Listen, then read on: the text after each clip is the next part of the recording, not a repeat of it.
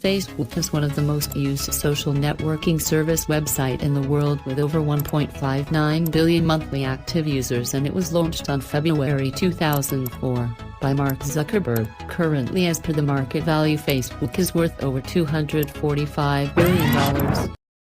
What if your world was make-believe? Make-believe. Make-believe. Make-believe. Make-believe.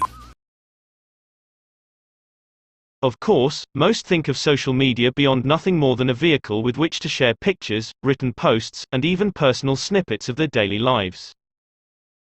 Through the trading of such information, one collects friends, people who share similar interests, and perhaps even the same aspirations, dreams, hopes, despairs, and dreads. Though these interactions on social media are completely artificial in nature, studies have demonstrated the psychological effects of digital human interactions remain much the same as they did before the proliferation of digital technology, interactions which can be, and are, collected, qualified, quantified, and ultimately studied by social scientists. But, has one never considered this data could be used for ulterior purposes, by the creators of Facebook, or perhaps by someone else one may not be aware? Are social media platforms really examples of benign forums merely utilized for the purposes of personal interaction? Has one never wondered the information posted to Facebook may be used to analyze human behavior in ways heretofore unimaginable?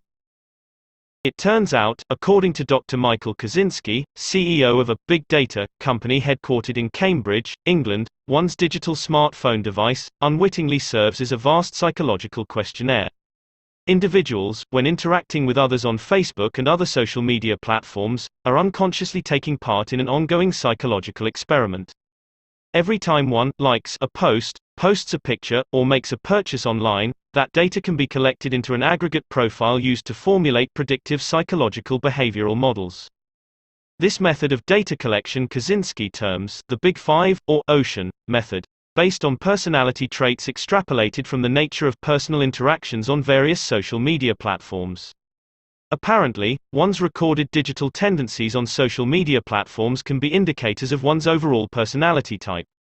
This big data, per Dr. Kaczynski, has been used to create what he terms a McPersonality search engine. This tool is available on his website, for anyone wishing to gauge what personality type they are projecting to the cyber world. Recently, Kaczynski was approached by a colleague wanting to use the database collected by this vast search engine. The purpose of this inquiry turned out to be on behalf of Strategic Communication Laboratories, a marketing firm providing services formulated on behavioral models. Kaczynski summarily accepted the offer, naturally because it offered a great influx of funds to the institute. Upon researching SLC, one finds they are but one part of a complex corporate structure, and when investigating further, one discovers why this may be so. It is well known digital datasets cold form the internet by Google and other search engines are sold to corporations. Though corporations use this information primarily to formulate sales demographics, the fact this same information could be used to influence political elections should appear problematic to any individual giving lip service to the idea of free democracy. In his book Between Two Ages, Zbigniew Brzezinski wrote that the globe is entering the technocratic epoch, where every human interaction will not only be closely monitored by digital networks, but used to manipulate human behavior integral to the management of an emerging class of governing technocrats. Could it be, the seemingly omniscient surveillance of populations, and the impetus for same, is not the result of rampant terrorism, or due to the prevailing perceptions of an increasingly dangerous world, but due to the fact this is all part of some surreptitious globalist agenda? Could it be this digital surveillance data, when surreptitiously retrieved, is used for the purposes of consolidating a future global control matrix, slowly emerging from behind the curtain of national security? Are the globe's populations being incrementally conditioned through the widespread use of social media to readily accept such an Orwellian state of affairs?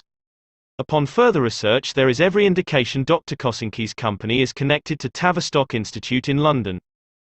Keep in mind, Tavistock is privately funded by tax-free foundations, financial arrangements closely related to the Crown Temple Bank in the City of London.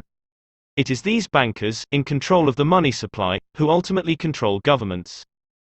It is clear that in this 21st century, with the advent of widespread digital technology, the globe's populations exist in an open-air laboratory, studied like lab rats locked in a cage, watched over and routinely manipulated by mad scientists and bloodless bureaucrats. In short summary, Aldous Huxley was correct. A brave new world is emerging, one that transforms human beings into micromanaged ciphers. The only question to those still believing in the cherished ideas of democracy: what are you going to do about it?